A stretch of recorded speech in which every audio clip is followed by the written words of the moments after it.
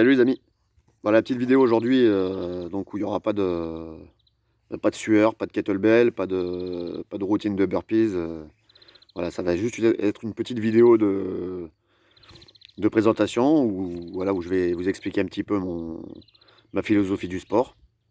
Et puis en même temps, je vais répondre à quelques questions que j'ai reçues sur YouTube, donc notamment de la part de Tsuma Tsuma. Voilà, je lui passe le bonjour et puis je salue tous mes abonnés d'outre-Atlantique, de France et d'ailleurs, pour leur fidélité et puis leurs commentaires souvent intéressants et voilà, ça permet d'échanger un petit peu, c'est sympa et c'est pour ça que je fais, hein, cette chaîne YouTube. Voilà. Donc déjà, bah, écoutez, je vais commencer direct dans le vif du sujet. Donc les questions que j'ai reçues. Donc la première des questions, c'est que représente l'entraînement physique selon moi et dans quel but? Donc quels sont mes objectifs? Bah, moi, vous verrez, donc de toute façon, vous avez pu constater de par mes vidéos que je suis relativement minimaliste dans mes entraînements.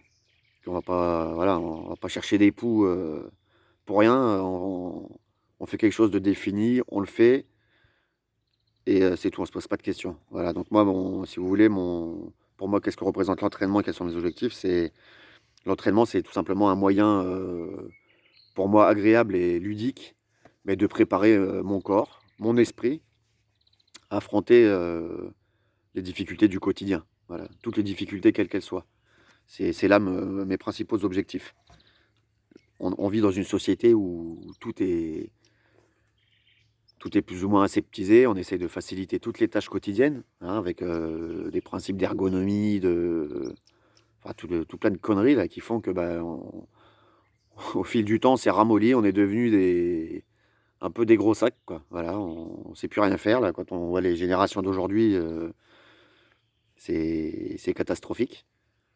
Donc j'ai décidé de m'entraîner comme ça pour, bah, justement pour pas me laisser faire par la vie et pas accepter ce style ce style d'activité là où tout est facilité, tout est cadré, tout est dirigé, avec des consignes, non, ça me plaît pas, ça m'intéresse pas et pour moi ça développe pas beaucoup de qualités essentielles. Donc une autre chose, pour moi la représentation idéale de l'entraînement, c'est d'utiliser des mouvements, on va dire, entre guillemets «naturels», enfin ou en tout cas des exercices dans l'entraînement qui permettent qui sont transposables dans la vie de tous les jours. Voilà, donc en partant de ce principe-là, je m'éloigne de tout ce qui de tout ce qui est mouvement accessoire, de tout ce qui est mouvement, qui sont pas rentabilisés dans ma vie. Je me prends pas la tête avec. Ça n'a pas de sens pour moi je vais prendre un exemple tout con, mais de faire des biceps, curl avec une haltère, ça n'a franchement pas d'intérêt pour moi. Dans ma conception du sport, hein, je juge personne, je juge pas les gens qui font du curl biceps, hein. Je dis simplement que pour transposer ce mouvement, dans la vie de tous les jours, dans une action à réaliser dans la vie quotidienne, heu, je vois pas quoi, je vois pas l'intérêt. De passer une demi heure à faire ce mouvement alors qu'on le fait jamais dans la vie, ça n'a pas de sens. Toujours pour ma part. Donc c'est pour ça que vous voyez dans mes séances d'entraînement qu'il y a très peu il y a très, très peu de matériel. C'est, des burpees et là depuis peu j'ai mis des vidéos de kettlebell. Bon, sachez que j'en fais déjà depuis quelque temps.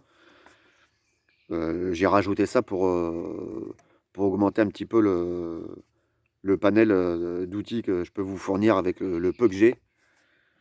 Voilà, il y a quand même de quoi s'entraîner, sérieusement, d'obtenir des qualités physiques, très importantes avec, très peu de matériel et notamment, par le biais des burpees et du travail au kettlebell.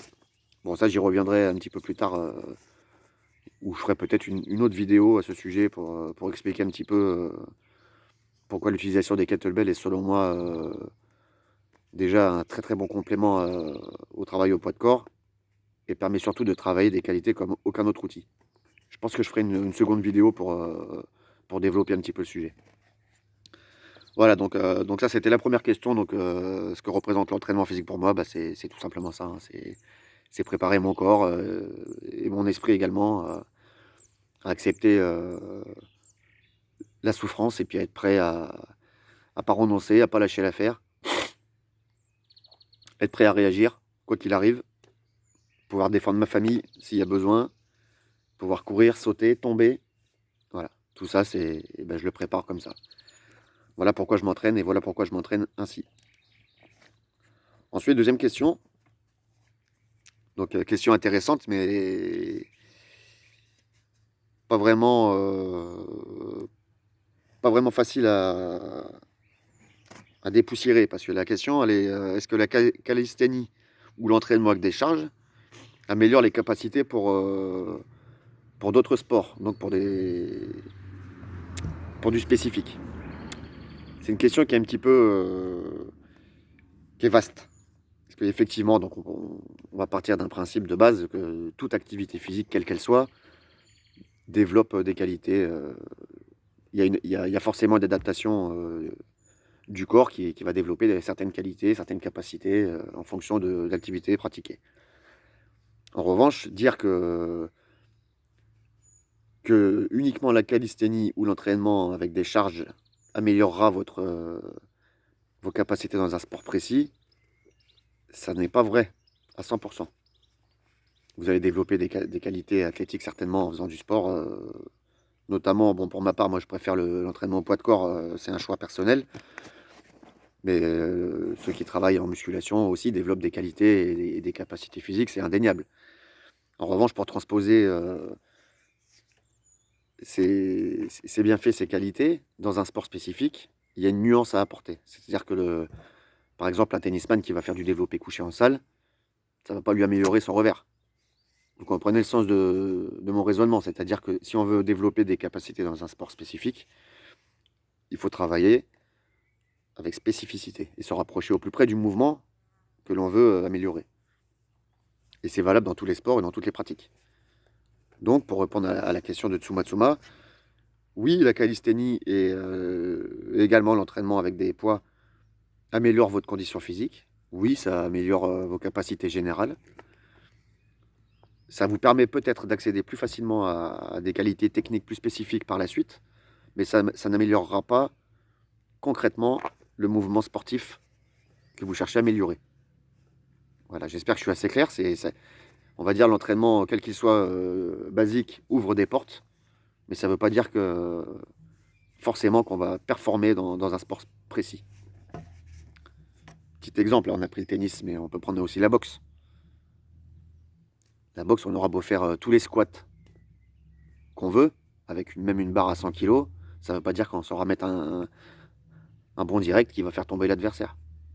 Encore une fois, ça va donner un potentiel physique, mais ça ne va pas améliorer la qualité du boxeur.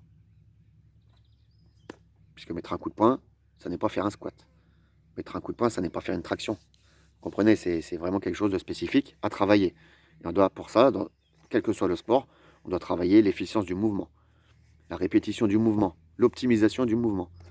Plus on va travailler un mouvement, plus le cerveau et les muscles vont s'accorder et on va finir par obtenir un mouvement personnel, adapté à notre morphologie, à nos qualités musculaires, et on va ainsi pouvoir l'améliorer, l'affiner, pour qu'il devienne de plus en plus efficient. C'est selon moi comme ça qu'on doit travailler d'une manière spécifique. Bon, quoi qu'il en soit, calisthénie, entraînement en salle de muscu, tout ce que vous voulez, c'est toujours mieux que rien. Ça développe tout de même des qualités.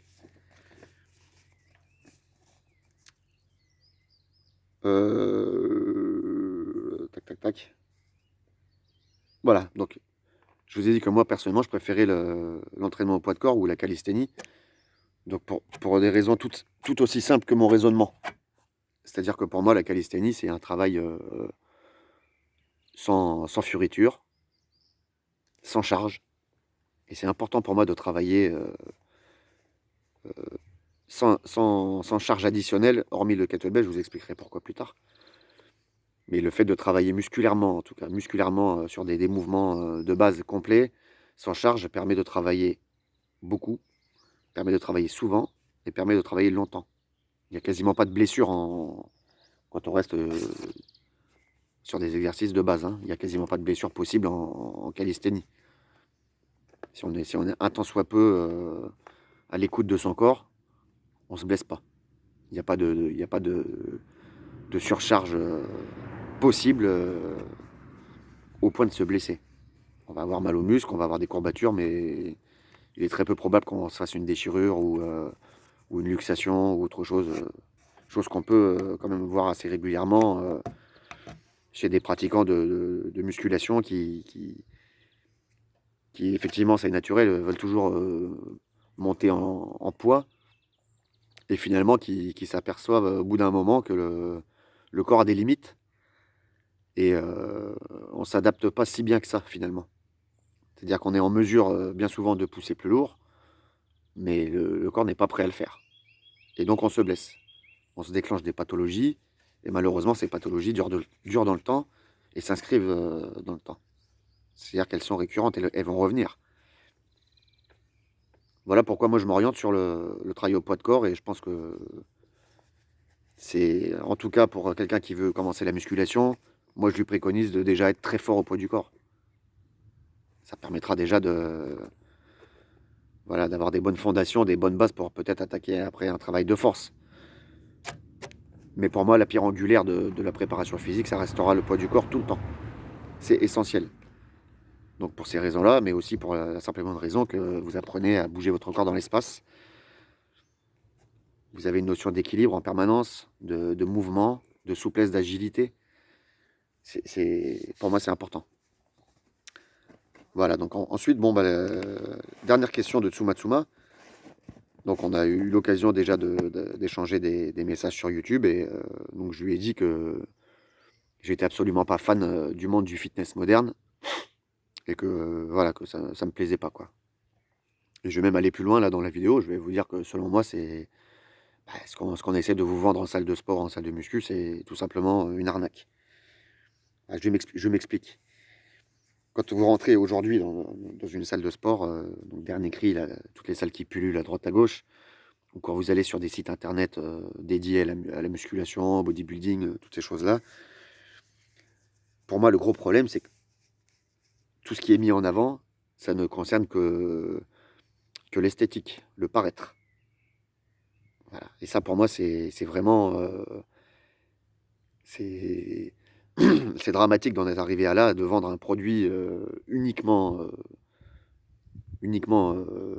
superficiel comme ça sur l'esthétique et le paraître, parce qu'on a quand même perdu en, en ce moment, on a quand même perdu le vrai fil conducteur de la culture physique, la vraie culture physique, qui était d'améliorer des capacités physiques, améliorer la santé, améliorer améliorer la capacité à courir longtemps, améliorer la capacité à ramasser un sac de sable et le déplacer sur 20 mètres. Voilà, la culture physique au départ a été faite pour ça, pour améliorer des capacités, pour impressionner les gens avec un potentiel physique extraordinaire.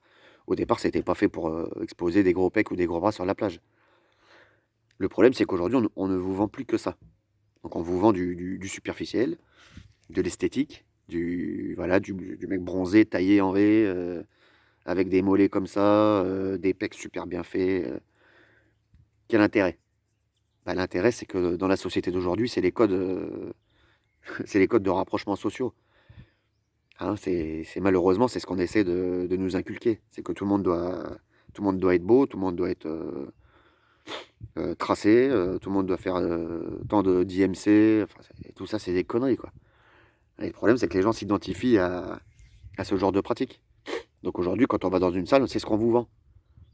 Bon, d'ailleurs, j'y ai travaillé en salle, donc je peux vous le dire. C'est quoi les premières questions qu'on vous pose sur le petit questionnaire d'arrivée?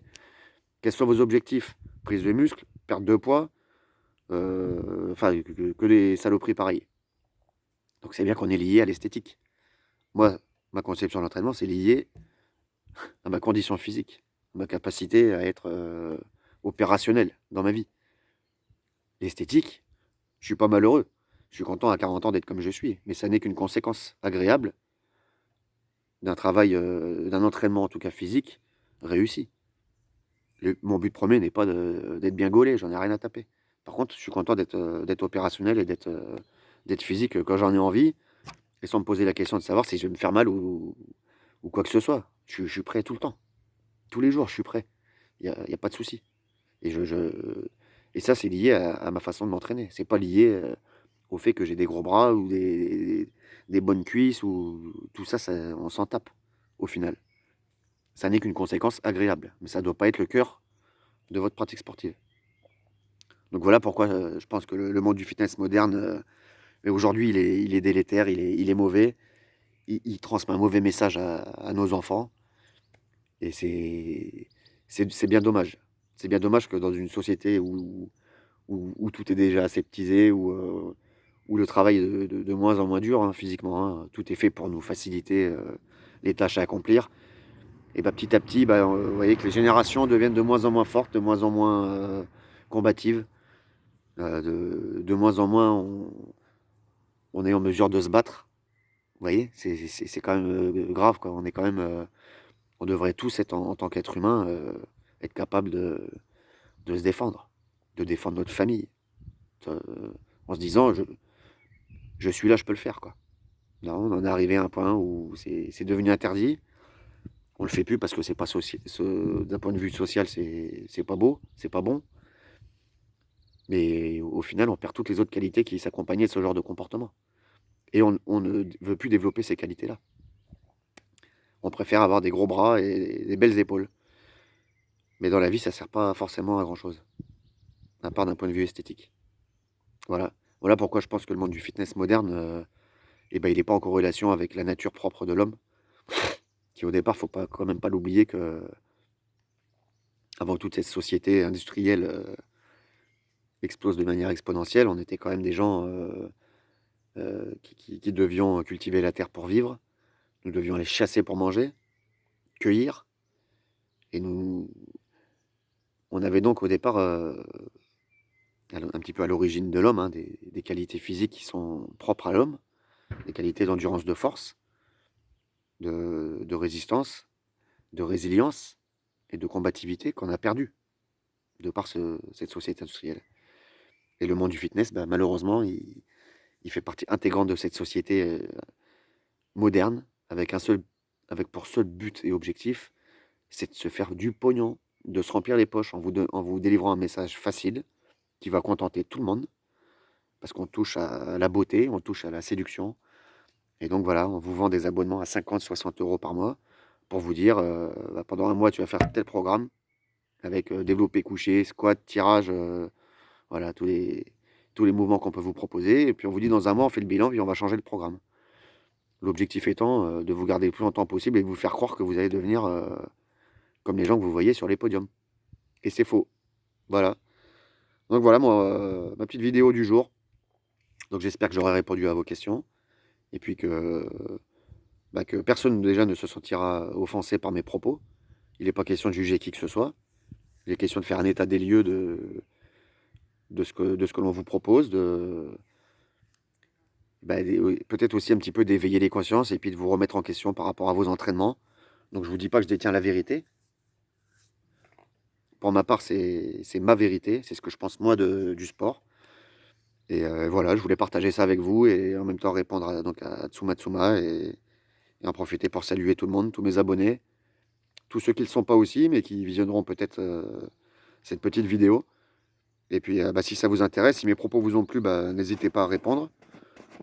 Mettez des commentaires courtois et polis. Ça, voilà, ça évitera des désagréments.